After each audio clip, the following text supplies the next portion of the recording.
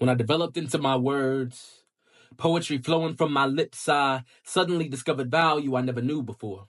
I began selling my similes for praise and accolades. I became a prostitute of poetry, pimped out by poetry slams and comparison. I performed at every competitive stage, flaunting my big adverbs and adjectives. See, one of the worst things you can do is give an insecure kid who doesn't know his worth a priceless gift and watch how quickly he tries to price match just to see where his price is at.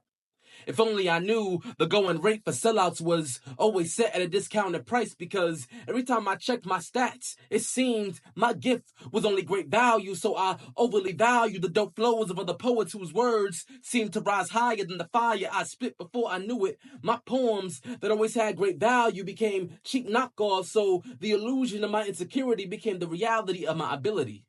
I became nothing more than a great value version of Prentice Powell. I defined the worth of my gift by how well I could reverse engineer another's craft, turning it into my workmanship. And with every deconstructed poem that my tongue tasted, I spit in the face of God, swatted his gift away. My only craft was making a mockery of God. See, for years, every poem I performed was a public proclamation that the gift God purposed me with was insufficient.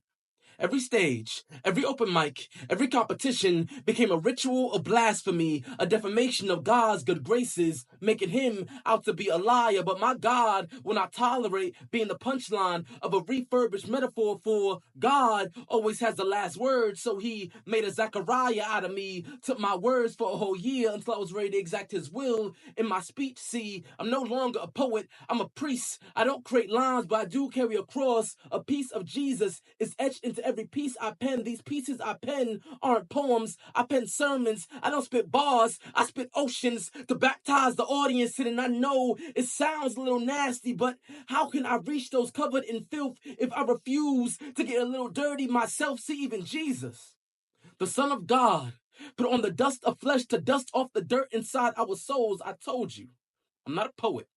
I'm a bilingual linguist, fluent in broken metaphors with a biblical twang to it, but don't get it twisted. Because when I code switch, I'm fluent in the proclamations of the prophets and the gospel of Jesus Christ, my Messiah. I am a Grand Canyon. My words are only echoes. I'm not the source, just extra biblical. Weren't you listening? I already told you I'm not a poet. I'm a mouthpiece. But what's a mouthpiece without syllables to sound out? So when you hear these sounds out of my mouth, no, this tongue isn't a hollow tip. I didn't bite the bullet. I swallowed a scroll. I didn't write this sheet music. God will always be my composer. He's my only ghost writer. I'm just a motorcycle, a lowly instrument of his mercy, utterly useless without someone holy who knows how to use me.